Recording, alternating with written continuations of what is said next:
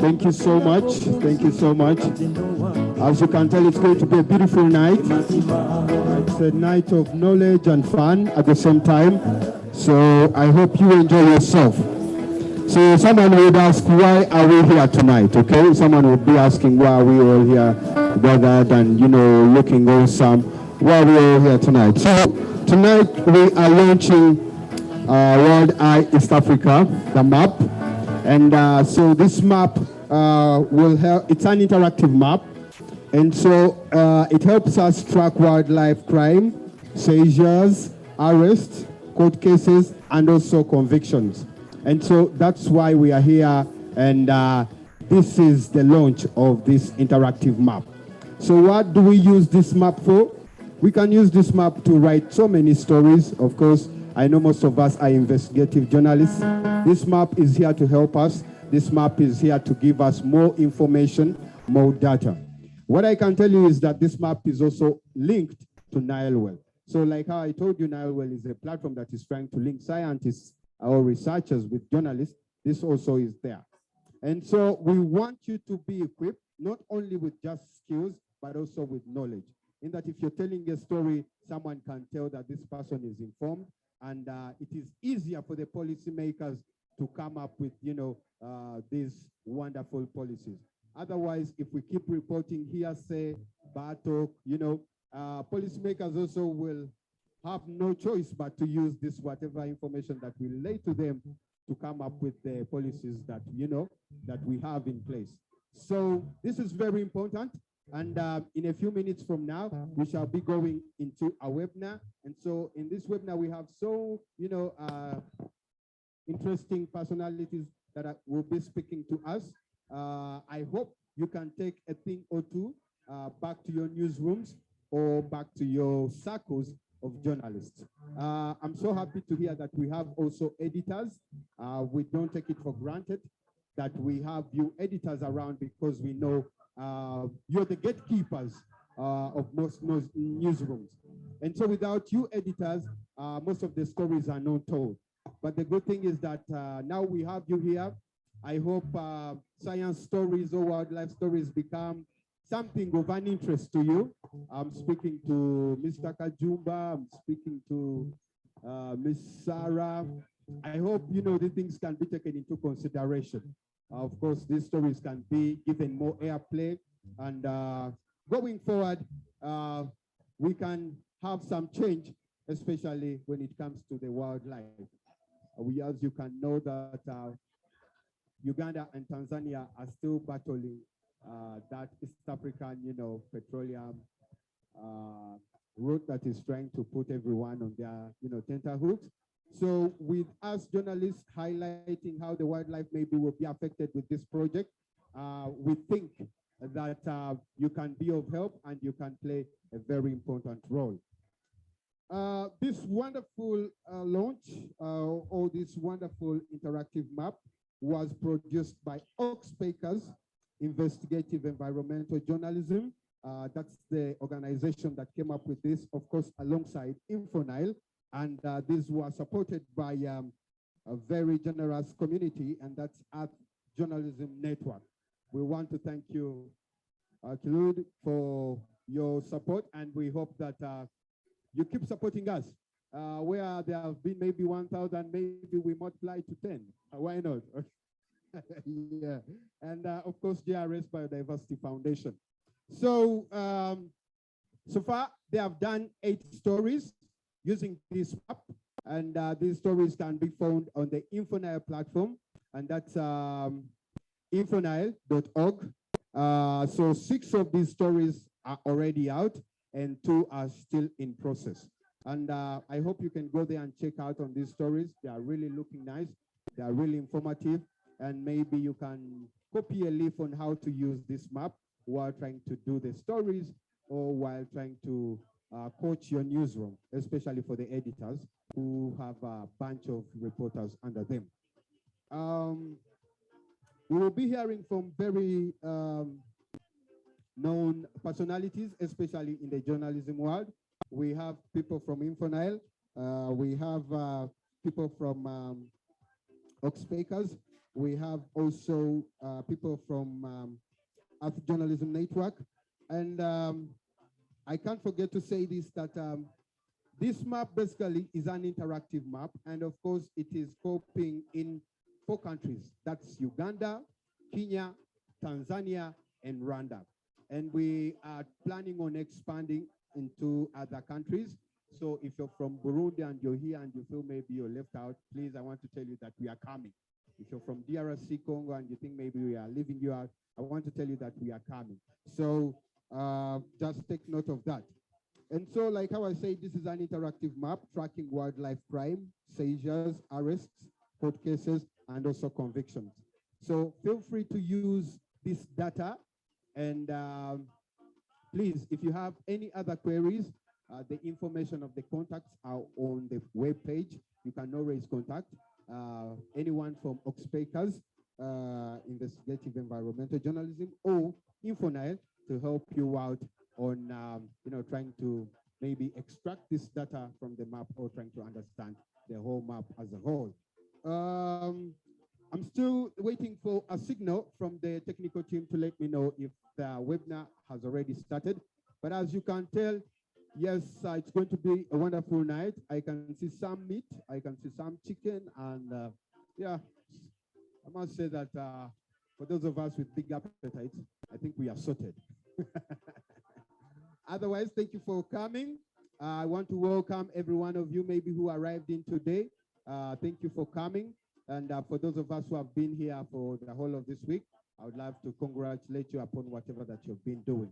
It's not easy attending a workshop or attending something per week and being able to accomplish it on a good note like this. But we want to say thank you to Earth Journalism Network, JRS Biodiversity, InfoNile, and then of course we can't forget the lovely Oxpeckers Investigative Environmental Journalism Organization that has been able to put up this whole interactive map. Right now, I think we are ready to go, and we have some entertainment. We have some entertainment tonight. They've bought me a podium. I hope this is not something to make me stand here for so long. Yes, all right. So as the band is getting ready, and also as my podium is getting ready for me, I'm not going to preach. Some of you know podiums for preachers, but I want to let you know that tonight we are celebrating journalism, of course, using the interactive map that has been designed by Oxpeckers Investigative Environmental Journalism, and also InfoNile. When the band is ready, you let me know so that we can roll it off with some bit of music. I have a passion for music, and when I see an artist or musicians getting ready, I get the vibe. I would just love to caution you next time that when we call you, please come on time, okay?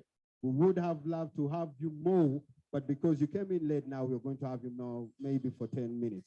But for now, Madam, you can come and take the floor. And so they'll be entertaining us in like 2 or 3 songs. Then after that, we will come in with the webinar. Otherwise, enjoy yourself. And I would love to say thank you so much for coming. I would love to remind you again, my name is Andra Ijuka, and please feel free to follow me on Twitter and feel free to follow me on all the other social media pages. We love you so much as InfoNile. We love you so much as Oxpeckers. We love you so much as Earth Journalism Network. Thank you so much. Musicians, please take it on.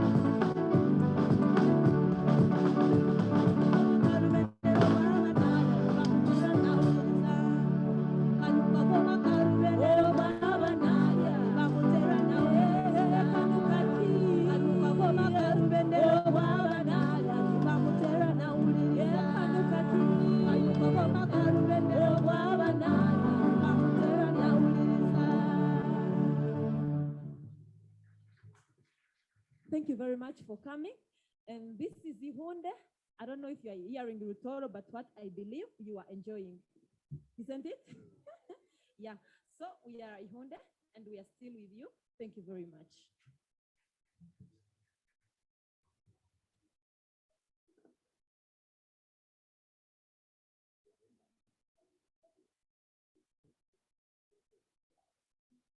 So they will give us one more.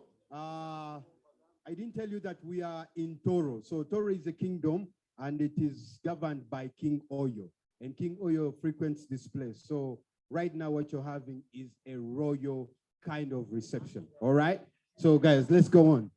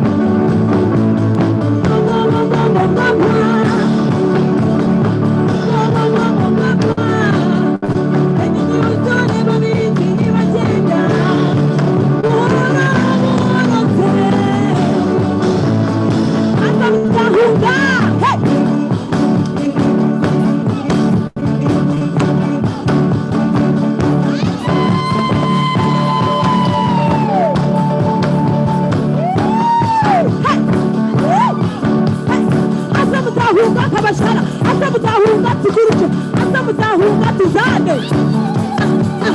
hata mutahunga kabashara hata mutahunga tuguruke hata mutahunga tuzane hata mutahunga kabashara hata mutahunga tuguruke hata mutahunga tuzane.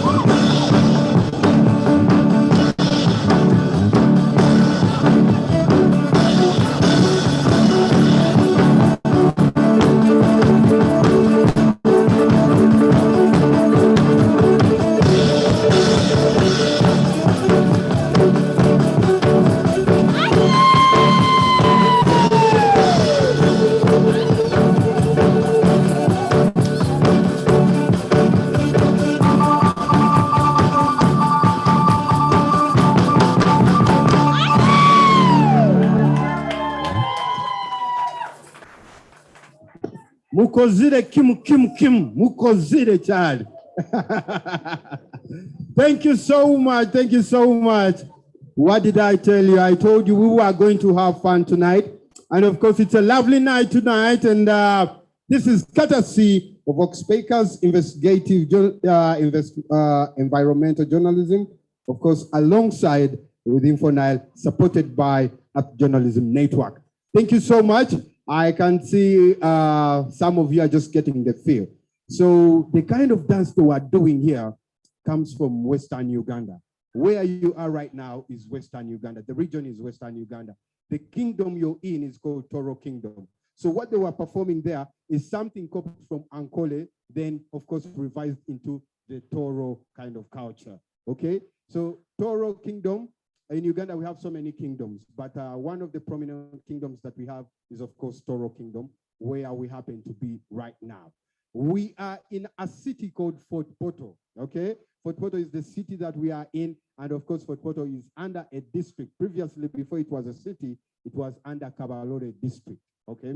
I'm just trying to give you some bit of geographic information in case maybe your wife asks, where are you? Or your husband asks, where are you? You know, and even you can't tell, okay? So it's very lovely. Regan, this is called Nyaika Hotel, right? Yeah. So where are we at? It's called Nyaika Hotel, okay? I want you to cram these things because I don't want to be part of your scandals when you get back home and you can't even tell the hotel you've been at, yet you claim you've been in a hotel, okay? So it's called Nyaika Hotel. It's found in the city of Port Portal, and of course they have lovely stuff. They offer lovely stuff here. So some of you that are not yet married but thinking about it, and maybe you would love to have, you know, what do they call it? The honeymoon. Yeah, feel free to come this side. We will glad you receive you. Without wasting any more time, friends, we are going into now some bit of speeches, and I hope you will get a thing or two, because the people that are going to address us tonight are such knowledgeable people, especially in the realm of journalism and wildlife. To start off with, colleagues, allow me to first, can I say, first sugarcoat this person before he comes on. His real name's Frederick Mujira. And Frederick Mujira is one of the renowned environmental scientist journalists that we have in Uganda. Fred is an award-winning journalist, and of course, he's a Pulsar Fellow. He's also a Fellow of Net Geo, right? If I'm not, yeah, a Fellow of Net Geo. And most of us, if you really love, because I know you love wildlife here, if you've been watching the Net Geo Wild, channel, you must have seen some of his stories, or if you've been to their website, you must have seen some of his stories. He's also the founder of Water Journalists Africa, and this is, of course, our mother. When I say our, I mean InfoNile, our mother organization. So InfoNile is under Water Journalists Africa. And without wasting any more time, please put your hands together for the one and only Frederick, the co-founder of InfoNile. Yes, sir. Yes, sir. Thank you so much. I did say something. Fred actually trained me also when I was still starting out as a journalist. So I have so much respect for him. Yeah, innocent. Oh, yes, you can see. So Fred, we your prodigies are very proud of you, and we hope you can get more, of the young guys out there to get into this sector. Otherwise, thank you so much. You're looking lovely. I love the green. Yeah, yeah. Next time, don't try to be so smart more than the man introducing you. Thank you so much, Andrew. I'm not going to introduce myself. Andrew has done that. So a year ago, we partnered with the Oxpeckers based in South Africa, and we tried to track cases of wildlife crime cases. We wanted to find out what happens to these cases. So we got funding and support from Earth Journalism Network and Internews, and we started tracking these cases in Uganda, in Tanzania, in Rwanda, and Kenya. Yeah, so then we went on, we recruited data wranglers in the 4 countries who helped us track these cases. So then we wanted to find out what happens to these cases. We realized that someone is arrested for a wildlife crime case, taken to police. What happens? Does he go to court? So when he goes to court, what happens? Is he, for example, tried, sentenced? Does he serve his, the sentence, stuff like that? This is the thing that we wanted to find out. And we gave out grants to journalists in the region to track these cases. So then we came up with a map. This is the map we are launching right now. I'd like you to check out this map and see how it looks like. So interactive. And we worked with the Oxpeckers who have been in this, the wildlife, they have been in this, and they are experts. So then they were able to work with us, and we are now launching this map. I want to welcome you all to this event for launching this map. I want to welcome journalists who've been here for the training from East Africa. You realize that we decided to launch this map at this function because you're here. That's why now you realize we treasure you. This is why we launched it from here. We would have done it, for example, in Kampala, but we decided to come and launch it from here. I want to thank the editors who came to attend this function. They came all the way from Kampala, from Barara, from Kasese to attend this function. So this map is not for InfoNile, and it's not for Earth Journalism Network, it's not for Oxpeckers. It is for you as journalists, as editors, to assess, to look through and find out what happens to wildlife crime cases. For example, one thing that you realize when you look through these cases, through this map, you realize that people who commit these crimes live close to the protected areas. So then you can ask yourself why. Is it poverty that pushes them to these protected areas? Remember, there are laws in East Africa. And for example, the Ugandan law is so strong about wildlife crimes, but people have continued to go into these protected areas and, poach, traffic. So then why? The question is why? I would like to invite you to look at this map, and probably you'd find answers to that question.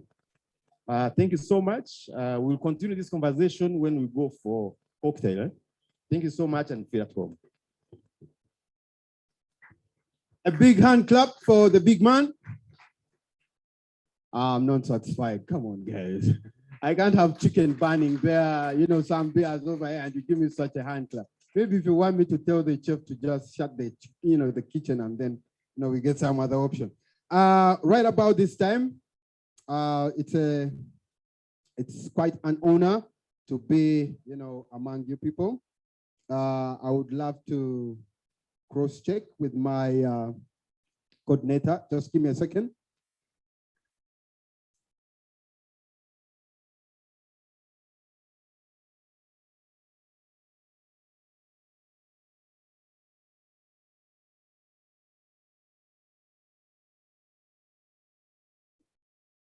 All right.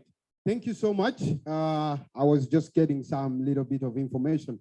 I don't want to fail, especially since I'm a man above 18. It is not quite, awesome. It doesn't come up well when you fail, when you're already an adult. So allow me this time around to invite another gentleman. This gentleman is the coordinator of this project. This gentleman comes from the guys that have been, funding this whole thing, the guys that have been cashing in the money. The Americans say, put the money where your mouth is. These guys actually, when they talk of, app journalism, they really mean it. Please, ladies and gentlemen, without wasting any more time, give it up for, don't mind my presentation. I'm trying to make sounds a little bit, a little bit sassy, Yeah, so friends, without wasting any more time, allow me to introduce or to call upon my colleague, my boss, I would say in this capacity, Kiwundu Waweru from App Journalism Network. I love the Chitenje. For those of you who don't know what this is in Uganda, it's called the Chitenje. Looking nice. Thank you. I didn't have your boss. Thank you so much. Wow, you folks look so good. The clouds are out. Feels so good to be here. And I'm particularly happy that when I came here, I was told we are in the kingdom. That's some people looked at me and they said I look like I'm from this kingdom. So they gave me a pet name. For those who came with me from Nairobi, they have pet names here. And I was given a pet name of Amoti. I'm told Amoti is someone who descends from the kingdom or from the royal family. It's an honor to be here. And what a wonderful time to be a journalist, a time when even though most newsrooms are smarting from diminishing revenues and not able to support the costly news gathering aspect, there is emerging new ways of telling stories like the investigative tool that we are launching today. Personally, I am overjoyed to see that when what started as an idea in 2020, as Njira said, has become a living thing today, nurtured by our worthy partners, Oxpeckers and Water Journalists Africa and InfoNile. The Earth Journalism Network, the environmental program of Internews, previously worked with Oxpeckers to develop the wildeye Asia and wildeye Europe, and it was only natural to have them work with WJA to develop an East African chapter of this tool that is a game changer in the murky waters of wildlife investigations. Our utmost thanks goes to our donors, that is USAID and the Department of the Interior. Internews' support of the development of the hashtag wildeye East Africa is in line with its ethos, that of supporting independent media from radio stations in refugee camps to hyper-local news outlets and reporters. We have helped our partners like InfoNile, Oxpeckers, and countless others reach millions of people with quality local information that saves lives, improves livelihoods, and holds institutions accountable. Though I miss the byline so much, I get satisfaction in seeing the impact of the work we do. I am particularly guided by one of our values, that is building community, which means that we value open communication and dialogue. We treat each other kindly, collaborate, and support each other. It's for this reason that I'm grateful we are launching this tool at our Internews EJN East Africa workshop, which has brought together 24 participants, reporters from Rwanda, Kenya, Tanzania, and Uganda, of whom 8 of them are editors, as well as an additional 10 editors who've just joined us today from Uganda, joining in person for this launch. There are many others joining virtually, and we say to you, Asante and Karibu Sana. My sincere ask from you, colleagues, for the state, is that even as you practice the lessons learned this week, as well as use the wildeye East Africa tool, May we create or build a community of like-minded collectives who are passionate about impactful journalism, the environment, our heritage, including flora and fauna, and the people of our great countries who we serve every day with the information they need to make better choices about their life. And to our partners, including IUCN, Traffic, WWF, as well as USAID, the Uganda Wildlife Authority, thank you so much for your support. And I hope together we can make this tool sustainable beyond this project. Thank you all, and may you enjoy the rest of the evening. Thank you so much, Mr. Kiundu from Earth Journalism Network. And we are so proud that you are able to pull off this. Some of these things, come off as very big, but of course, after the accomplishment, we should pat on our shoulders and actually tell ourselves that we did good. And actually, I want to tell you this, that you really did good. So without wasting any time, allow me, of course, you've seen so many gentlemen on this platform. We should have some little bit of, gender sensitivity also as we are trying to do this. And allow me to introduce this person. This person is a behavior change manager at Traffic East Africa office. And of course, this is under the USAID Connect project. She has been with Traffic for 2 years before joining Traffic. This person worked in various donor-funded organizations in the health sector. That's in Tanzania. And communications, advocacy, and project management concerning reproductive health, HIV and AIDS, and the health rights of children, adolescents, and women. She's a lawyer and she's a social scientist by training. Ladies and gentlemen, allow me to introduce the one and only Jane, who has actually a master's in development studies from the Netherlands and also an LLB from Australia. Maybe if I can finish the name, this person is called Miss Jane Schumer.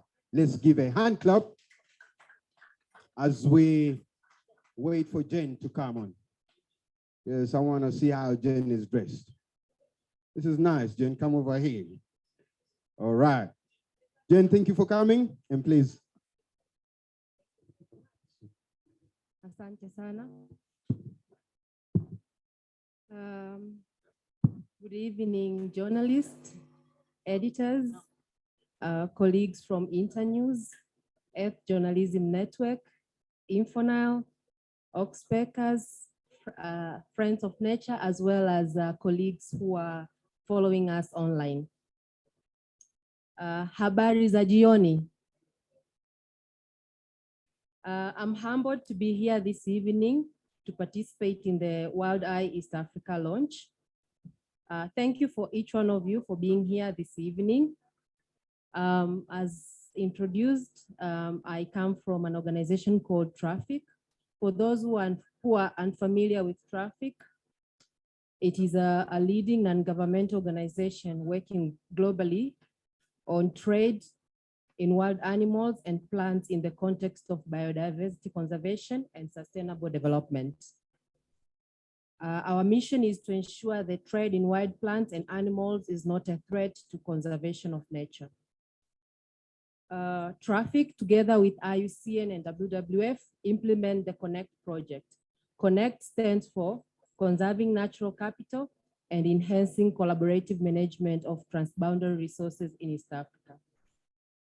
Connect project is implemented in 3 countries of East Africa, namely Tanzania, Kenya, and Uganda, with the support from USAID. Tonight's event is significant in combating wildlife crimes. As informed, wildeye is a digital geojournalism tool developed by Oxpeckers that collects and shares data on legal interventions against wildlife trafficking. It maps data on seizures, arrests, court cases, and convictions. InfoNile partnered with Oxpeckers to develop wildeye East Africa. Well done. I congratulate InfoNile and Oxpeckers for the development of this tool for the betterment of our nature. As we all know, data is very important. And to mention a few, it can empower to make informed decisions. It helps identifying problems. It helps in policy decisions or policy amendments. It helps in making strategic decisions or approaches as a country or as a bloc, as East African regional bloc. And also it gives us status. It shows whether we are doing well or not. It gives us that status. Finally, wildlife crime cannot be ignored given the role it plays in fueling corruption and loss of natural resources.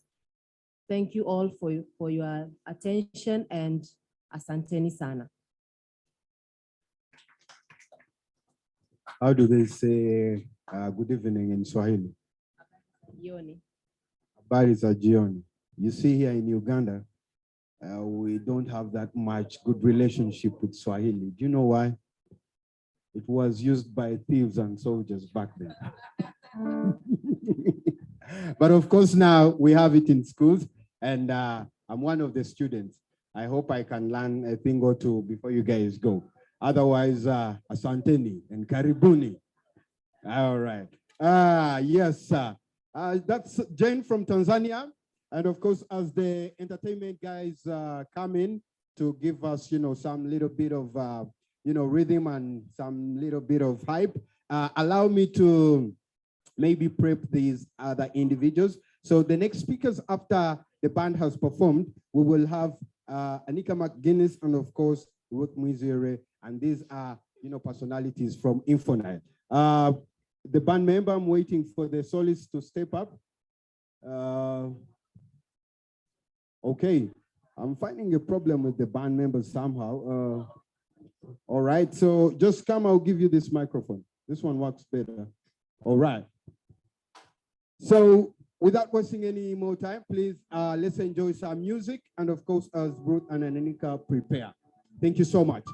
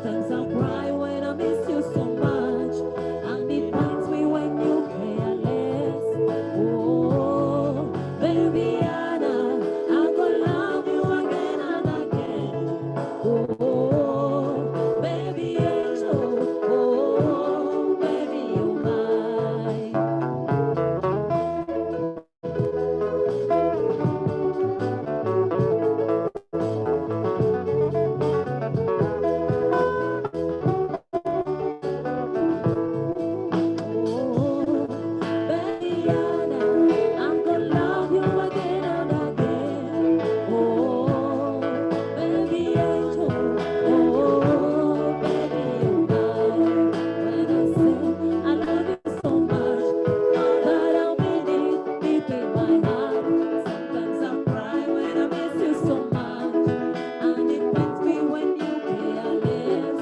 Oh, baby Anna, I'm gonna love you again and again. Oh, baby Angel, oh, baby you're mine.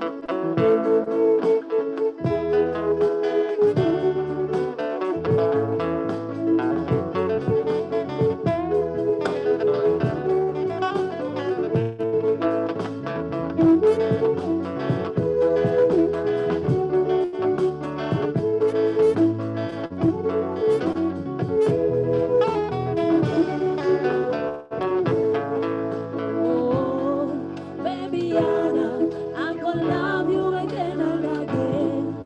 Oh, baby angel, oh, baby you're mine.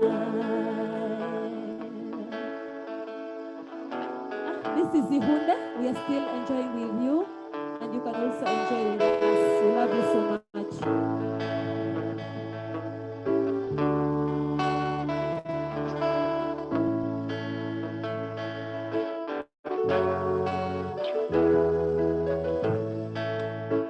The other night, dear, as I lay sleeping, I dreamt I had you in my arms. But as I woke, dear, I was mistaken.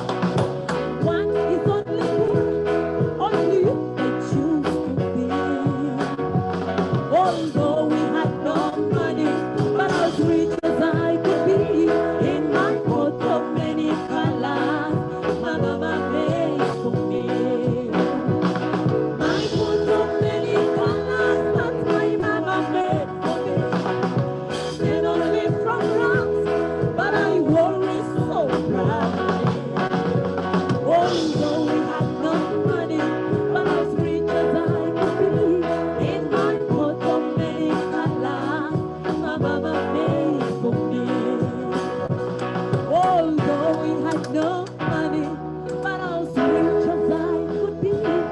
In my world, so many colors, money for me.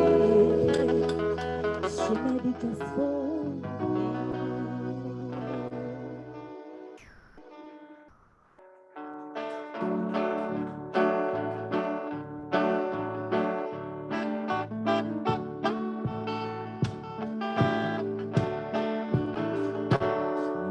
Gold on my finger, you got love like I never know.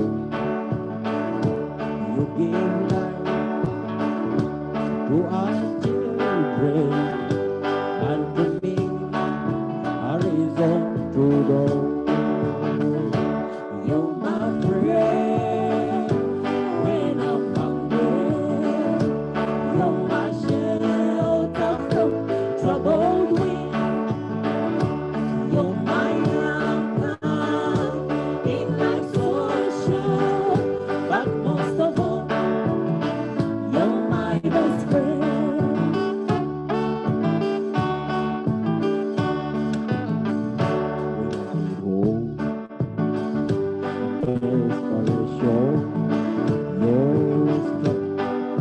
When I'm torn between,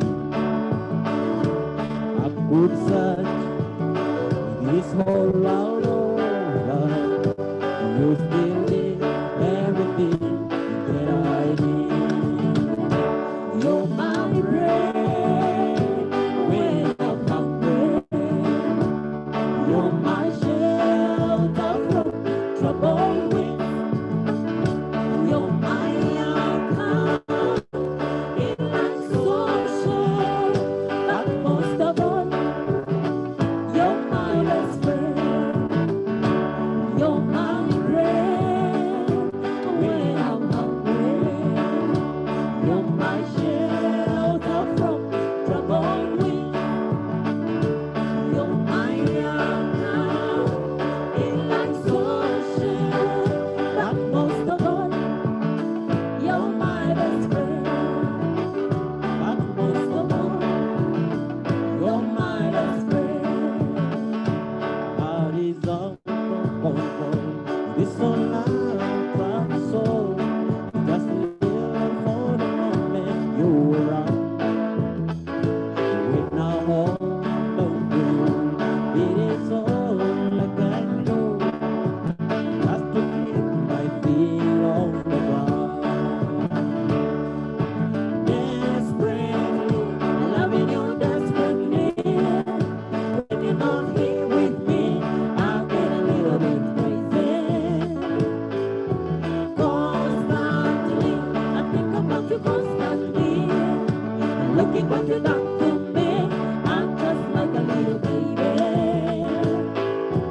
Oh, I love you desperately.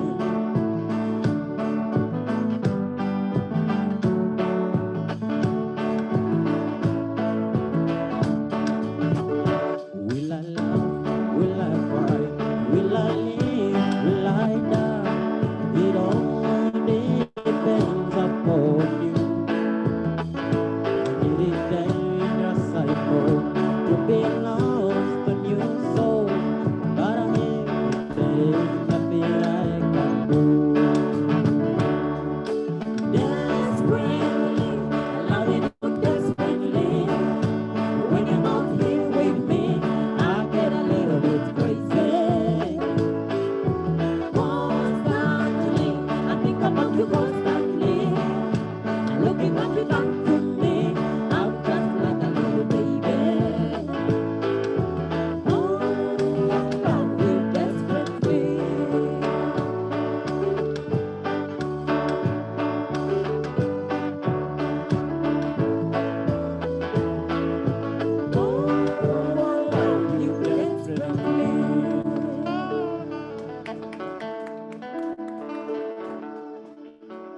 I must tell you, journalists, we love you desperately. That's why we invited you here. Thank you so much. You guys sing as if you've never eaten cassava. Eh? These are nice voices.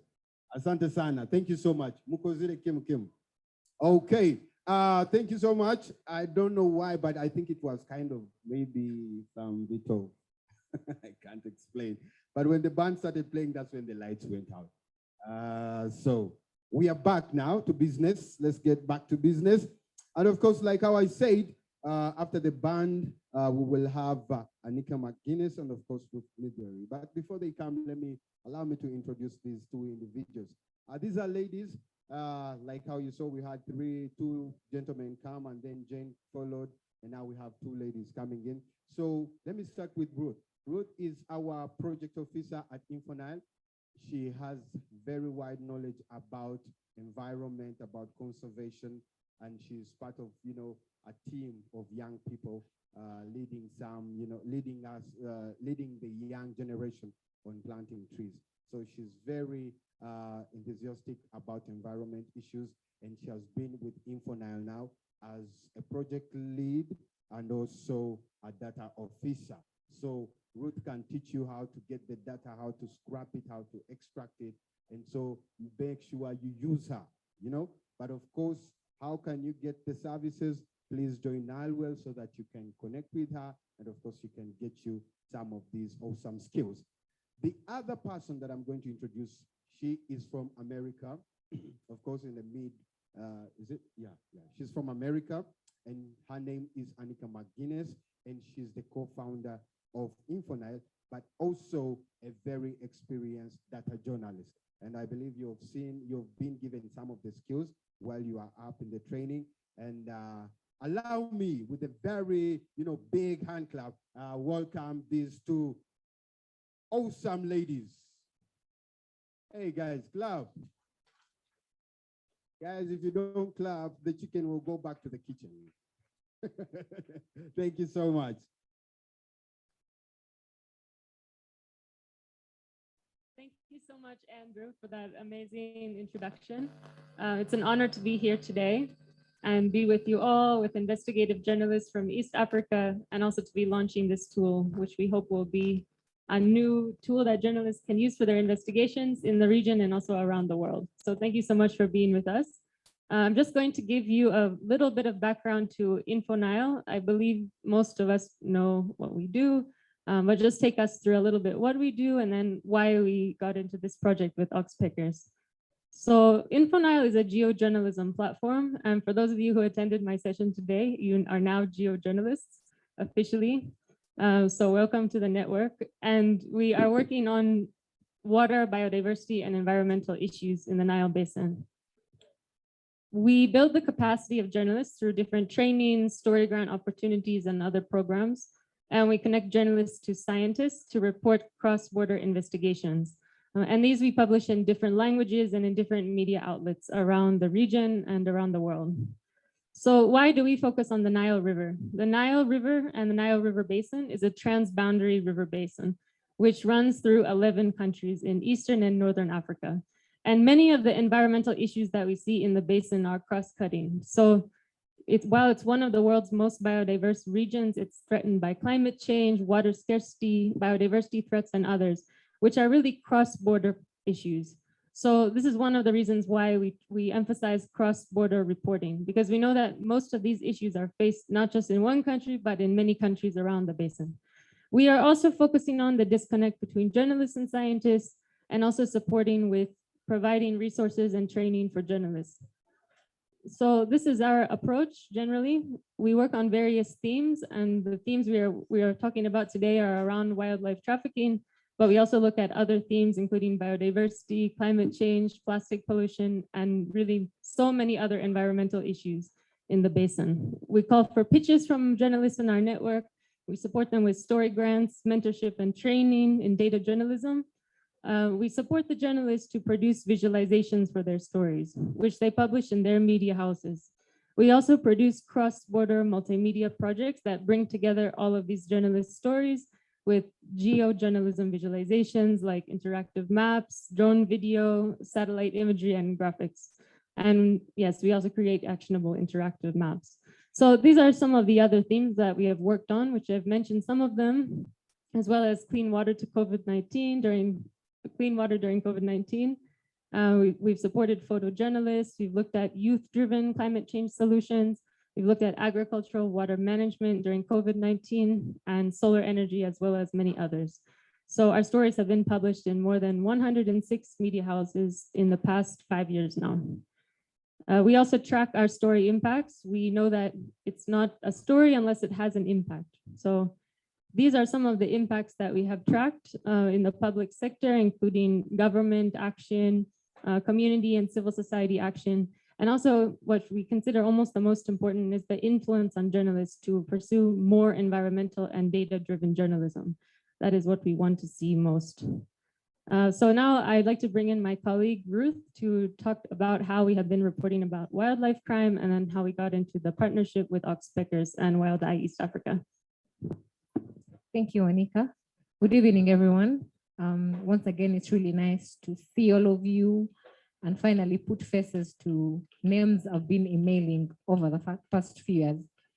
So last year we did a project on wildlife, and it was called Pandemic Poachers. So how we've been reporting on wildlife crime and conservation, we try to engage local communities and journalists, where the journalists in the different local communities report stories and are published in the local media houses. And then using national and cross-border data, we try to support these stories as they are published on the local media house and as we publish them on InfoNile. So when we get the data from national and cross-border data organizations and authorities, we analyze this data and try to see the trends and try to look for the gaps and the stories in the data.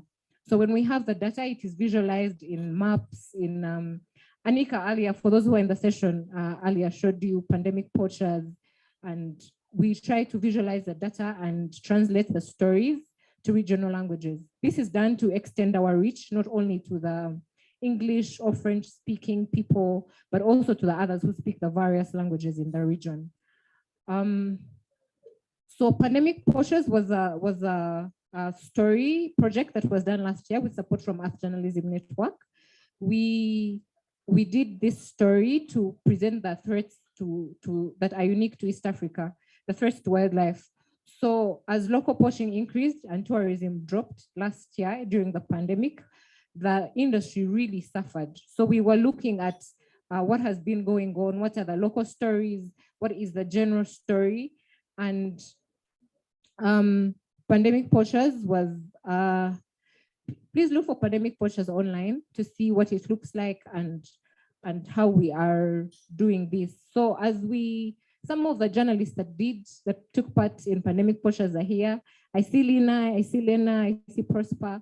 So these stories were done and published in the local media houses, and then they were put together as one big story that was published, cross-published in various media houses and on InfoNile as well. So we visualized and looked at the data that was recorded by traffic and other national authorities and tried to look for the trends in the data. And when we found them, we visualized them. So, that kind of paved a way into Wildeye and InfoNile going into reporting stories on wildlife conservation. So we worked with Oxpeckers to develop Wildeye. Our colleague Sharon will later share her experience as the data wrangler. I was also a data wrangler on this project. So Oxpeckers and InfoNile worked together to develop Wildeye, which is a tool that has been developed by journalists for journalists. Sharon Atieno, who will come in later to tell us a story as a data wrangler, myself, Daniel Samson from Tanzania, and Kelly Ramapera from Rwanda were the data wranglers on this project. There are various stories to look at that have been published on our site, on various media houses, and internationally for this story. And I will let you go back to look at Pandemic Poachers, and InfoNile will take us through and Anika will take us through the InfoNile strategic focus. Yeah, thank you. Okay, thank you so much, Ruth. So in the future, and actually even today. We are looking at connecting journalists and scientists. We are also looking at influence public action to conserve the environment for our stories. And we know that a lot of our stories are so in-depth, they're full of science and data. So we are trying to communicate these stories through mobile formats to reach the youth audiences. So keep an eye out for some of these projects in the future. You can reach us on our new WhatsApp chatbot. The number is there. It's +1 202 773 7632, where you can access wildeye and our stories and many of our other tools for journalists. The last tool I will share where wildeye is also posted is called NileWell. NileWell is a platform in the Nile Basin to connect journalists with environmental scientists. It's a tool where journalists can search for a scientist, can connect directly and interview that scientist, incorporate their information in their stories, and vice versa. Scientists can also look for journalists, credible journalists to cover their research. So we encourage you to check out nilewell.org, and that's where you can find wildeye and our stories, our tools, science and research in the Nile Basin. So thank you so much, and I will pass it back to Andrew. Thank you so much, ladies. That was something awesome. I hope you guys can look out for the pandemic poachers. I hope you can join the NileWell platform. Allow me at this point, before we go any further, Curity, come over here. Yes, I want to introduce you. I want to introduce to you some other person that we work with at InfoNile. This is our communications lead. Come on, Curity. I mean, people in comms don't fear, cameras. Just say hello to the people. So Curity is fresh from Kenya. Sawa. Andrew, surely, how can someone be fresh from Kenya? Hi, good evening. And we are really proud today to bring you this launch. We have been working really hard at it. The journalists worked hard at the stories, and we are just like really proud. We are also thankful to our partners who have been supporting us and who will continue to support the journalists to bring us even more interesting and even more covered stories that have like the best data, the best visuals using these wildeye tools. So thank you. I was not prepared for this. You ambushed me. Okay. Thank you, guys. Thank you for coming. Okay. Yeah, I know Kenyans for being smart. So even if I ambush you, I know you're going to speak sense. And surely you did. Thank you so much. She's called Curity, and Curity is our lead communication at InfoNile. And so if you see her taking pictures, getting videos of you, don't be scared. I mean, this is for InfoNile, and you're in good hands. And so going ahead, I want to now get to a stage where we will have someone share their experience on how it was extracting data, getting the data of the wildlife that is being maybe stolen, getting the data of each and everything to come up with this precious interactive map. And I don't know if Sharon, you are online. I don't know if you can hear me. Hi, Andrew. I can hear you. Oh, Sasa. Poa. Unasemaji? Niko poa. Okay, thank you so much. Allow me, ladies and gentlemen, to introduce Sharon Atieno from Science Africa. She's going to be live on Zoom, and of course, she's in Nairobi. Are you in Nairobi, Sharon, or you're in Nairobi? I'm in Nairobi. Okay, say hello to Kenyatta, the president. It's very hard to see Sharon is an editor, a journalist at Science Africa.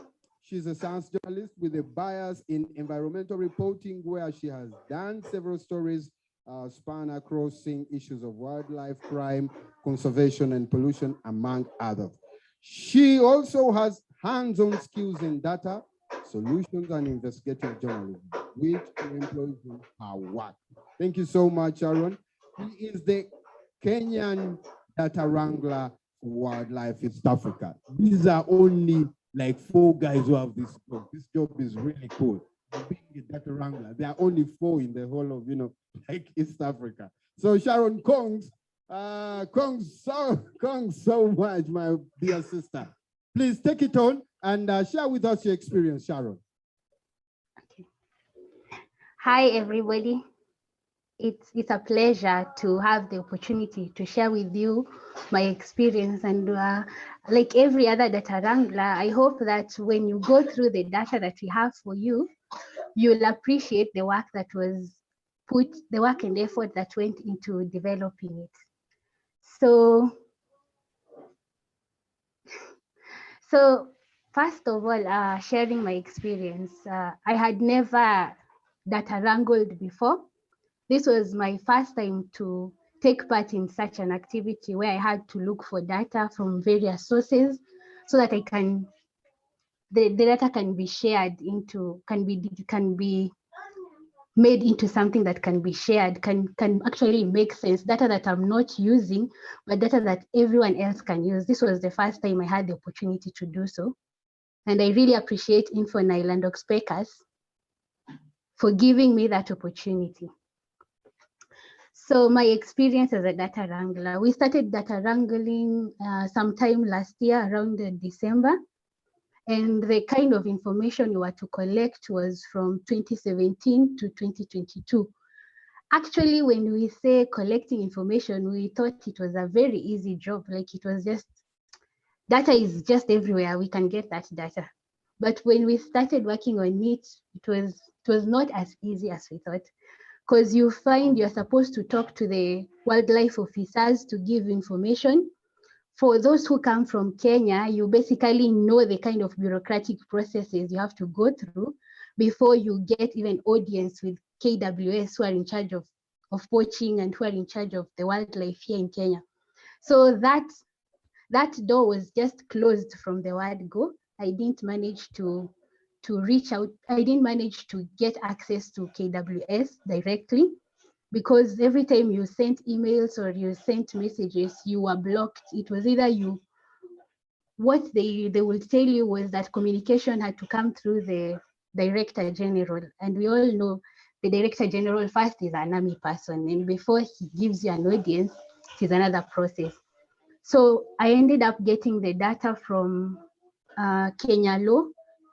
Kenya Law is actually a database that contains a lot of data on court proceedings, whereby you can find cases of convictions, what people are convicted on. You get to know, like, for example, actually it gives you a broad range of what environmental crime is, because you find cases on poaching, you find cases on bushmeat, you find cases on illegal trafficking of wildlife or wildlife resources. So for me, Kenya Law came through for me in a very big way in terms of convictions, because these are basically what judges had. These are basically judges putting the experience on paper and just putting it in a database where anybody can retrieve the information. So for me, Kenya Law came through. I also had a good experience. There is this platform called Siege Africa. Siege Africa is a sort of a media platform, not really media per se, but they track information on environmental crime across Africa. So they keep on updating that information. So for me, at least I could say that also gave me a leeway, because you find that they have people in the courtrooms. So they are able to get data directly from the courtrooms. They have like a few people from the courtrooms, so they're able to get some data from the courtrooms that they have people at. I actually even got the opportunity to meet the person who manages that Siege Africa, and we shared a lot of experiences, which helped me also in getting my own data for this wildeye East Africa tool. Apart from those two sources, we also had to rely on media, actually media reporting, because you find there are cases which police officers on maybe arresting the poachers or arresting people who are involved in environmental crime. You find there are people on the ground. Like, for example, I think mostly it was work that is done by correspondents on the ground. So you find some of them have reported on these issues. So you had to go through media data. So I used media data, I used Kenya Law, I used Siege Africa. I also used KWS, but KWS was just KWS social media, which is not really very vibrant, but I tried to use it as much as I could. Those are my main sources. But when I used media, for the media sources, I had to confirm whether other journalists had actually reported on the same issue, so that we can see if the data was matching. Because you find there is maybe you find, like, for example, Standard has said like 2 poachers were arrested in Kitui. They were arrested with this amount of maybe ivory. Then when you look at the same story, you find that another media house had reported on the same story, but now the media house had more information than what Standard had reported on. Standard is a media house here in Kenya. So you find like I had to keep on comparing at least 2 or 3 media reports to see if the story checked out, or if it was not a complete story. Maybe it was, yeah. So I had to keep on double checking the information that I got from the media houses. For challenges, I was told to also share my challenges. So that was the interesting bit of it. So for the challenges aspect, first,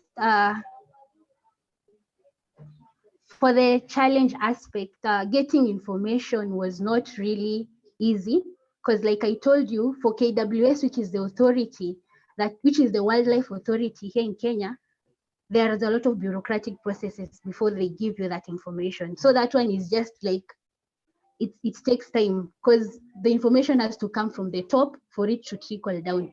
So if getting just one-on-one with the Director General is impossible, the communications person is also just terrible so far. Sorry to say that. But so acquiring information was a bit of a challenge, but we did the best. I did the best that I could to gather very credible information, because like I said, I used Kenya Law. Kenya Law is a very credible tool, because it's basically just judges putting their decisions on paper. Then apart from the information, data wrangling is a really time-consuming work. You have to take your time to make sure that you fill in all the details that are required. So basically, when you go through this data, when you go through the tool itself, you'll find there are details of who are these poachers that were arrested. You'll find where were they arrested. You'll find even the coordinates of the place where they were arrested. You will find, for example, if there was a conviction, if the case was proceeded from just being a case of arrest, you will find that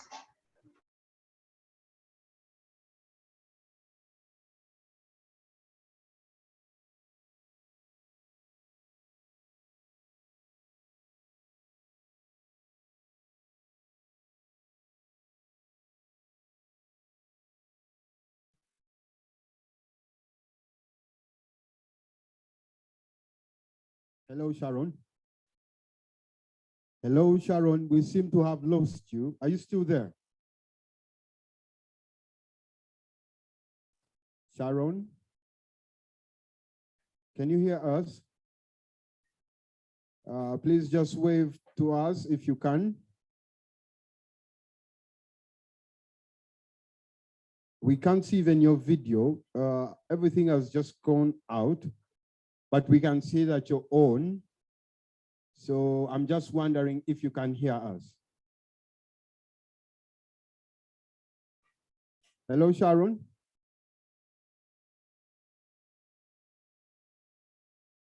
All right, Sharon.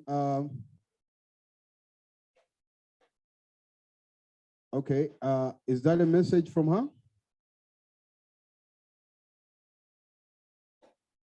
Let me get a little bit closer.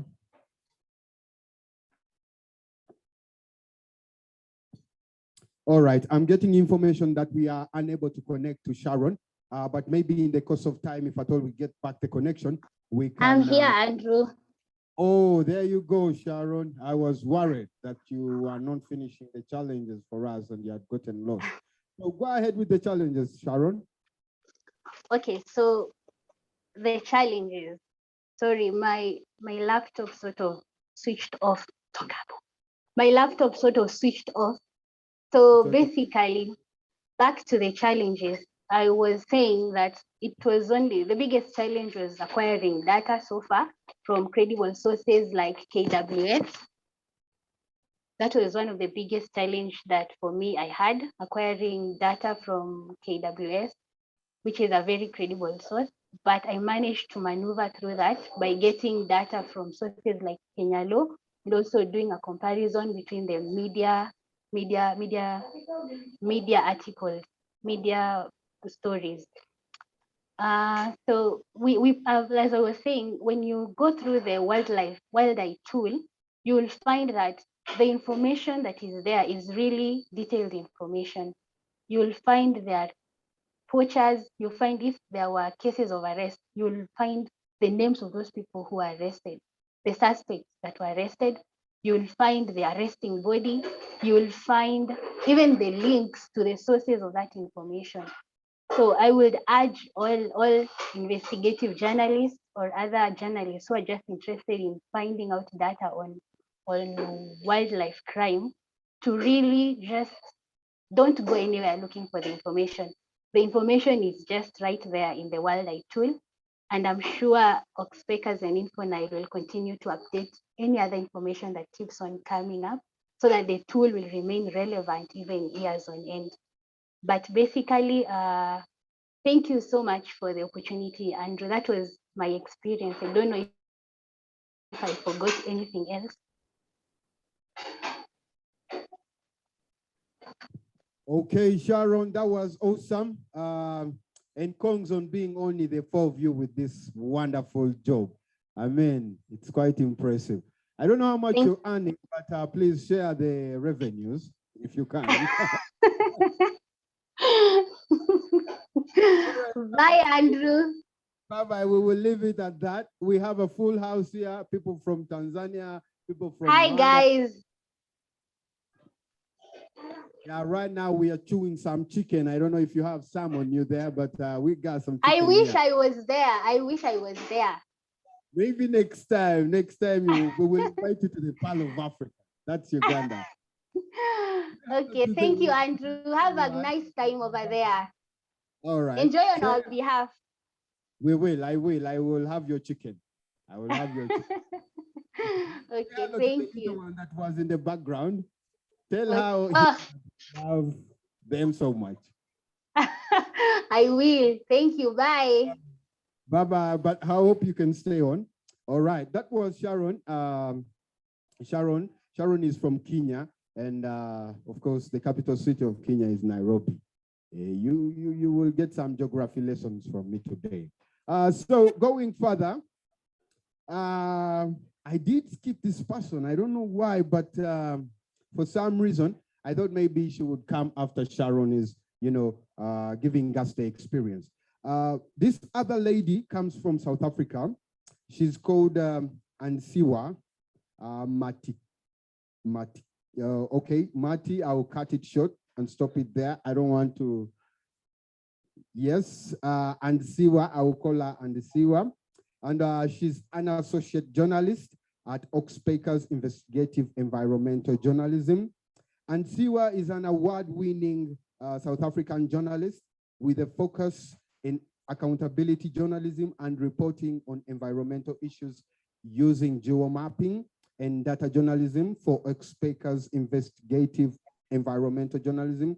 And of course, this is where she got her big break into journalism. She has produced several journalistic investigations on South Africa's energy and mining industry for the Oxpeckers digital tool that is Mine Alert. In 2021, she was a Code for Africa WANA Data Fellow. She is also a researcher and reporter for Viewfinder, an accountability journalism unit that exposes abuses of power which impact the public interest. Man, she is qualified. Ladies and gentlemen, allow me to introduce or to present Andisiwa to give us a word. I don't know if Andisiwa, you're there. Hi, Andrew. Hello, Ansiwa. Hi. Hello, how are you? I'm all right, thanks. How are you? I'm all good. How is South Africa? Very cold. Okay, very cold. Very Here in Uganda, we were enjoying the sun, you know, like in the past 3 hours or so. So what's the capital city of South Africa? I keep you know, getting disturbed. Is it Johannesburg? Is it Pretoria? Is it Durban? Which one is which? It's Pretoria, but I guess Johannesburg is like the hub or the hustle and bustle of the country, and it's where you get a mixture of everything. Okay.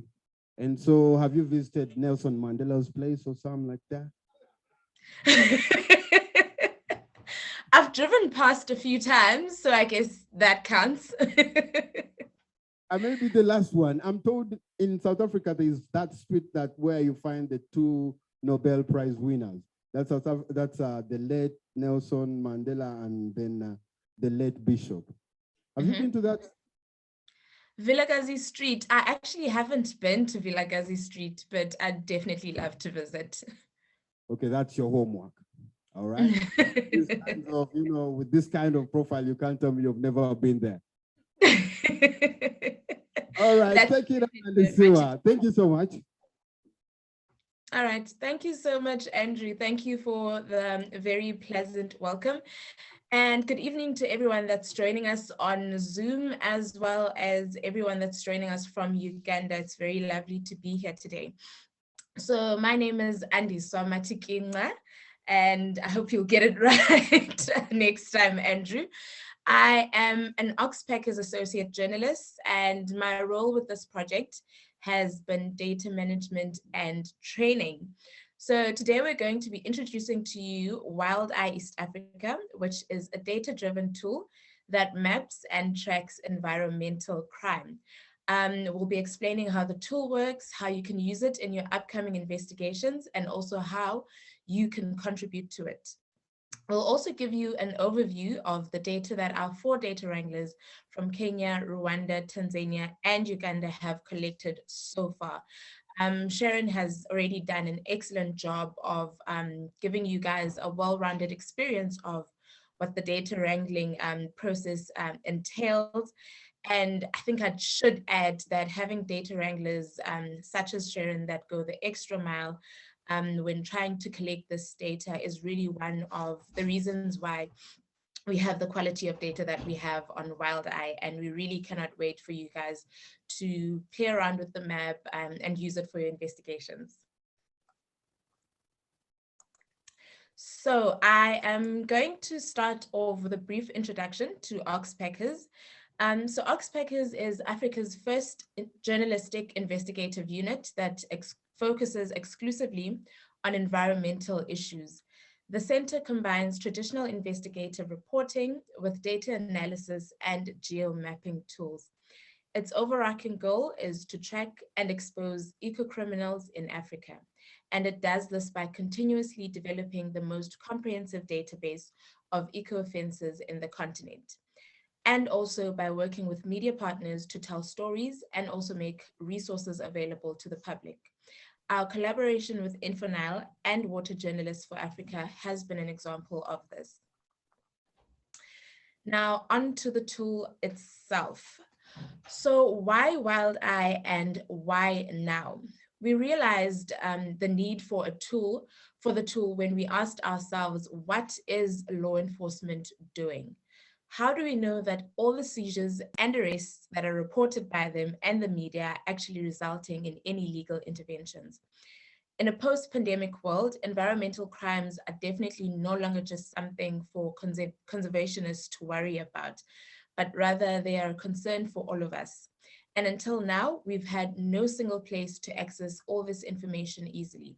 So wildeye aims to address that gap by sharing data on justice in action. But what does wildeye actually do? So wildeye maps seizures, arrests, court cases, and convictions of environmental crimes. It's an open source tool that was developed by journalists for journalists, And we did this by creating our own data sets using multiple sources, and we made these freely accessible to all.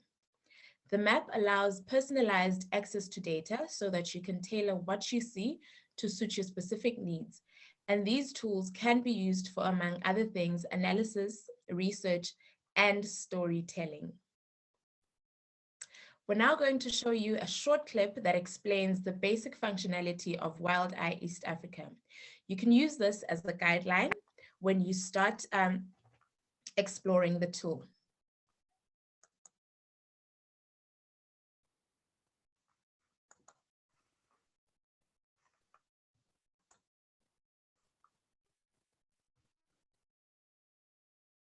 wildeye is an open source mapping tool that provides public access to information on wildlife trafficking and other environmental crimes in East Africa.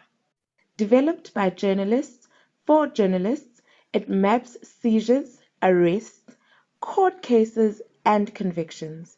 It was created to track and share data on justice in action and contains information on legal interventions.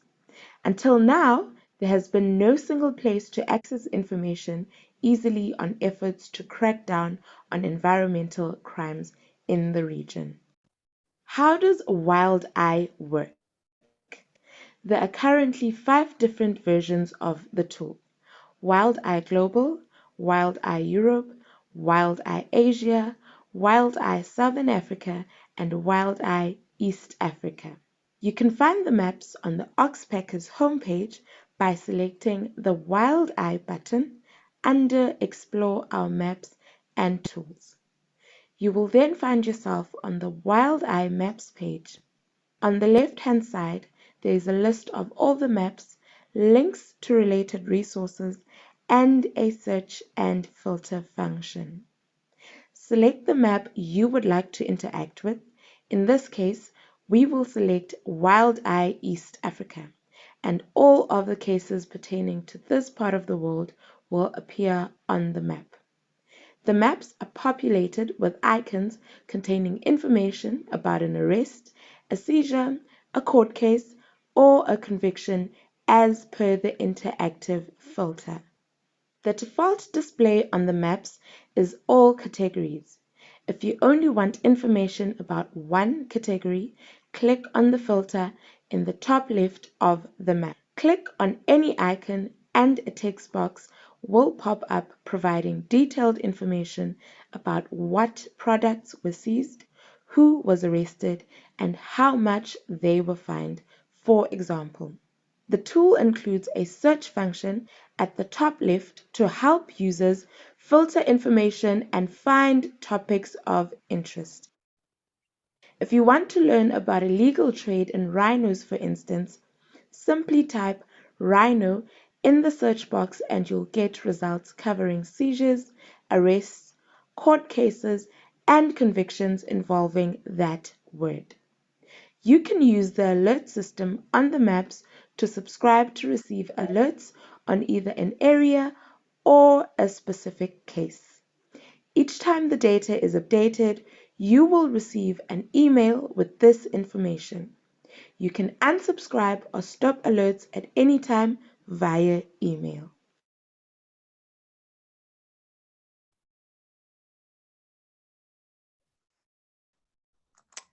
Thanks a lot. So now that you've seen a bit of how wildeye works, let's discuss how you can actually use the tool.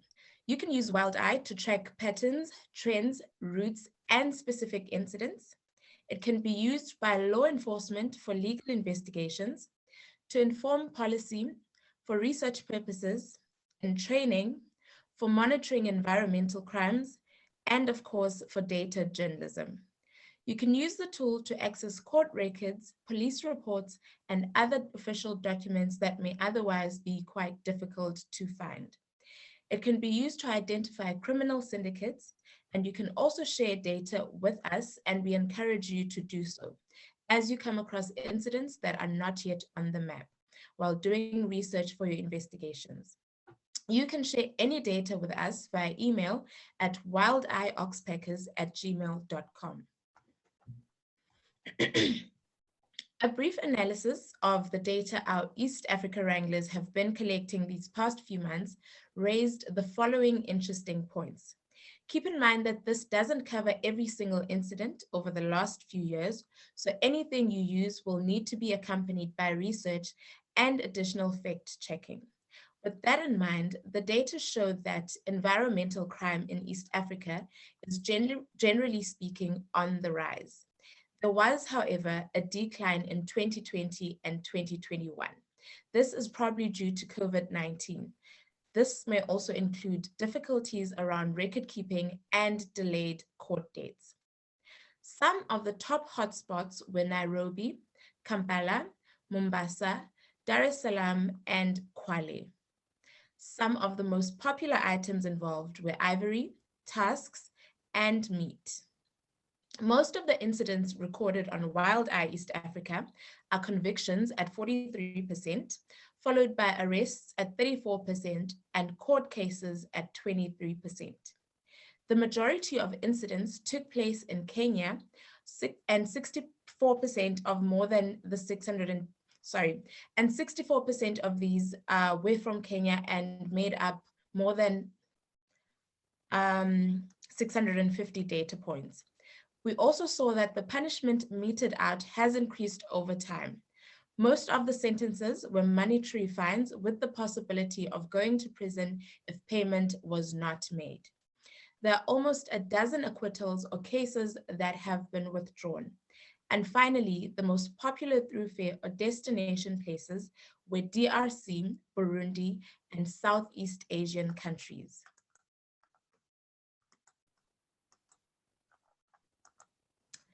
The datasets and analysis have been used by East African journalists in a series of data-driven investigations that have been published both locally and internationally. Excuse me, is on how drought increases poaching of endangered zebras in Kenya. Kenyan journalist Lena Bosibori investigated the effects of the prolonged drought is having on the country's dwindling population of gravy zebras. Using wildeye East Africa data, she analyzed the punishment meted out to convicted criminals between 2017 and 2021. In the second investigation, Uganda's fight to stop pangolin poaching, local journalist Benjamin Jube investigated the increase in pangolin trafficking in recent years.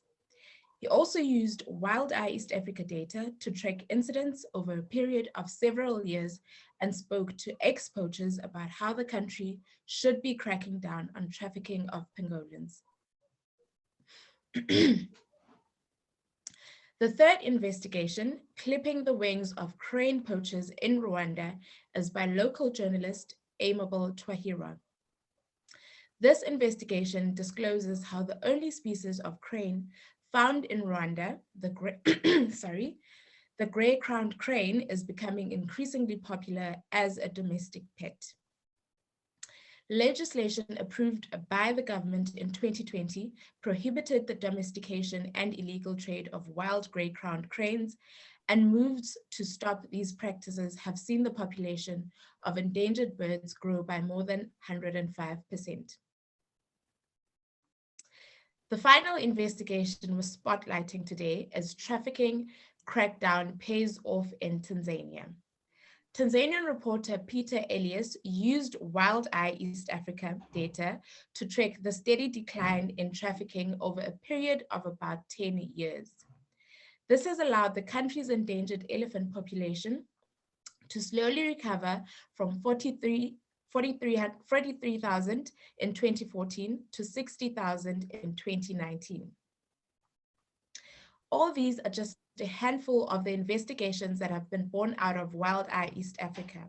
So please do go onto Oxpeckers and InfoNile to read the rest, as there are still more to come. You can access the tool at any time, and we do encourage you to use it as part of your work. Thank you so much for joining us. We hope you find wildeye East Africa useful in your work. If you do have any questions, please reach out to us. Thank you very much. Thank you so much. Let's give a very big hand clap to our sister from South Africa. Yes.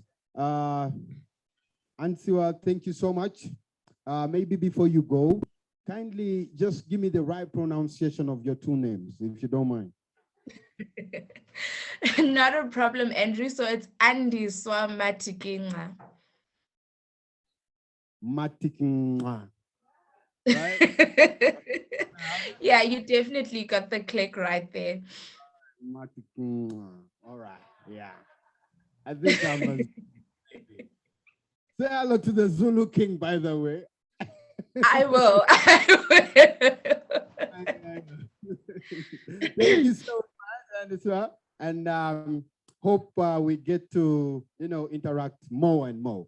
Here in Fort Portal, we are having lots of drinks, lots of eats. So allow me to take your plate on your behalf.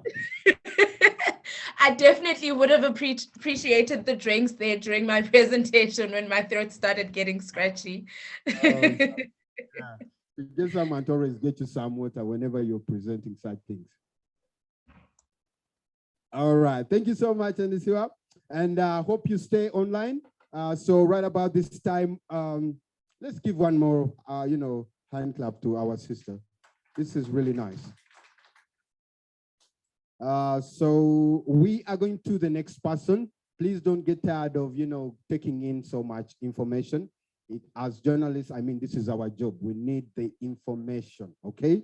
So we are going to hear from someone actually who has done a story using this wildeye, map. And this is someone from Daily Monitor, Stroke KFM. So if I'm to put it to maybe, this is national media, right? Nation Media, Uganda. Yeah. And this colleague of ours, a little bit of introduction for him. He's a Ugandan journalist living and working in Kampala. Kampala is the capital of Uganda, okay? And he has been in the media for over, 15 years, and he has worked with a number of media houses. He's now with Nation Media Group, where he's to date, and he's passionate about environment and wildlife. Ladies and gentlemen, he's here with us. And of course, allow me to welcome my brother, Benjamin Jumbe. Please, let's give this man a very big applause. Thank you, sir. Over this side. I like the suit. You're looking sleek, man. I told you to dress more than me. All right. Thank you so much. You don't have to explain. Thank you so much, my brother. Take on. Good evening, ladies and gentlemen. Good evening. It's a great honor for me to be here this evening with you. I would like to appreciate InfoNile, Oxpeckers for the opportunity to be part of this project. It's really humbling to be one of the journalists who were chosen to do some investigations on wildlife poaching and wildlife crime in Uganda. Uganda is a country gifted by nature. And as you know, we have many animal and bird species, but then we have this challenge of wildlife crime. And then we know we've struggled to get data or information from these authorities like the police, when you go to the judiciary, and some of those other agencies that deal with this. But then with this tool that was introduced to us, we got great help to be able to understand the arrests made, particularly for the species we're reporting about. My story was about the pangolins in Uganda. But then before this opportunity and before this tool, I struggled to get some data on the arrests, the seizures, and then convictions in court. But then when I accessed this tool through the help of InfoNile, I must say these guys did great work to help me pull through this story. They led me on, guided me each and every step I took. I went to the field, got the information I needed, Then I used the tool, got some more information. Then I had to engage them all the time. So they guided me on what to do, what I needed. And I think I did a good piece. But without them, probably I wouldn't have done such a nice piece. Many times journalists hate numbers.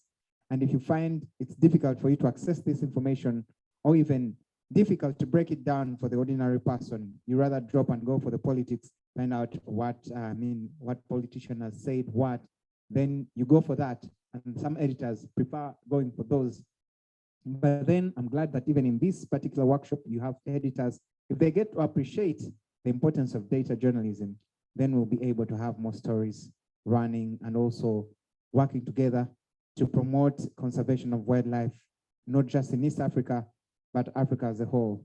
I'd like to thank all of you and congratulate InfoNile, Oxpecker, and EJN for this great milestone. Thank you so much and enjoy your evening.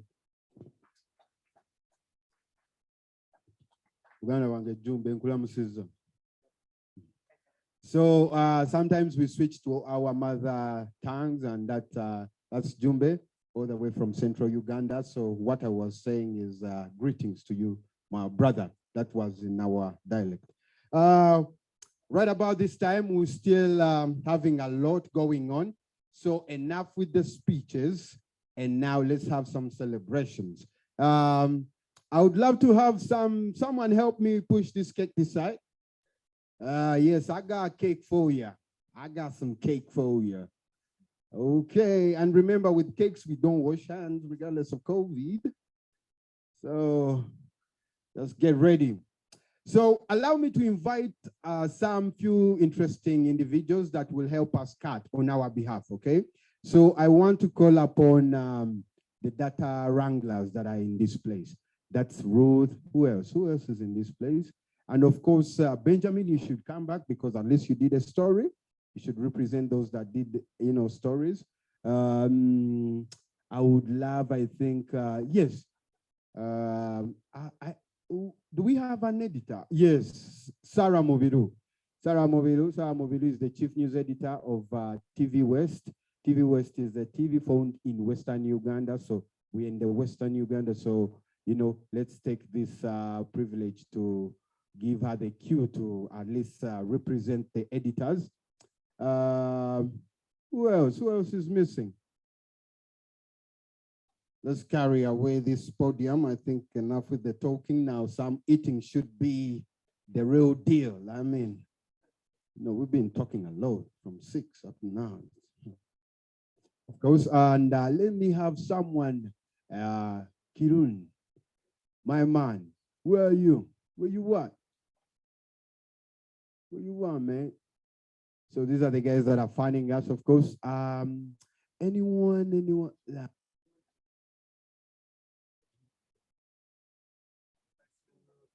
Trying to find at least each and every person there, okay. Who else? Traffic, yes. The Tanzanian lady, Jane. Kujapa bwana. Kujapa. So I think we are InfoNile. So InfoNile, I think Fred and Anika will represent us. Guys, make sure everyone has somewhere to touch when it comes to that knife while we are cutting the cake. Fred, yes, please.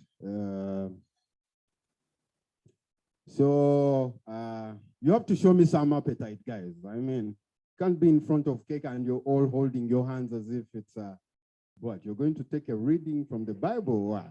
I mean, show me some excitement, okay? So should we count from 5 to 0, from 4 to 0, from 3 to 0, or we do 0 and then we get away with this thing?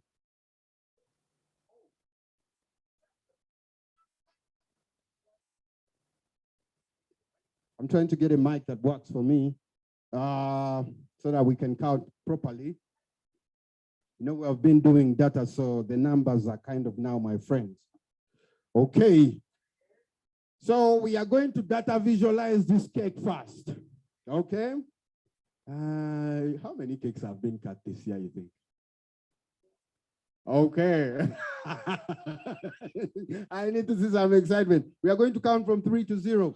3, 2, 1. Skip 0. Yeah.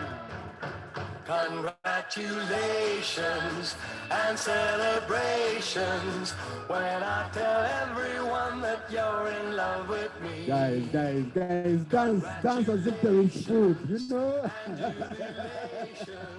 Wow. Thank you so much, DJ. Thank you so much. Please, who's going to serve us? You guys should serve us. Because I know on weddings, it's the bride and groom that serve, the congregation. So why can't you take this, time to serve? Yes. Fred, please, before you leave, Fred should serve the journalists. Then after serving the journalists, you come and give us the closing remarks. Okay. So the lady cutting the cake, that's Sarah Mubiru. She's the chief editor. She's the chief news editor, TV West. This is Fred. Fred should give to every journalist. If you miss, you know you've missed out on the funding. So make sure you fight for the cake from Fred. Yeah, thank you so much. Thank you so much, dear friends. Right about this time, as we wait for Fred to serve, the journalists, Fred served very quickly. Cake, you don't have to wash your hands, so it shouldn't be really that much of time wasting. I still have a big piece here, looking at me, smiling at me. I'm still contemplating whether to have it all or to share with you guys.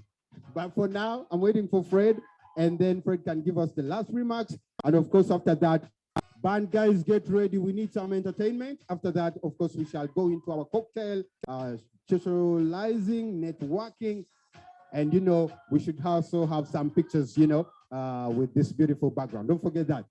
Mr. Frederick Mujira, he's back, and please give us the closing remarks. Thank you so much, Andrew. I'm here to tell you that the map is yours. Use it the way you want. You'll find details in there. Let's take advantage of this map and use it for various purposes. Pay attention to details in there. Find out what these details mean to your audiences. It's very important for you to interpret and tell your audiences, especially around going into the protected areas, which is illegal and communities do not know. For the journalists who are here, InfoNile, Water Journalists Africa, we are open to you. Please reach out to us. We give out several grants to journalists, for you guys to go to the field and do stories. Like I told you during the day, we are not a media house. We are a network of journalists. Please go to our websites and join our networks. So then we can reach out to our audiences and educate them. So then you can be informed persons and take informed decisions. I want to invite you for our dinner, which is going to be served shortly. We'll continue this conversation at the dinner. Thank you so much. This function has ended. Artists, please, entertainment. We need some.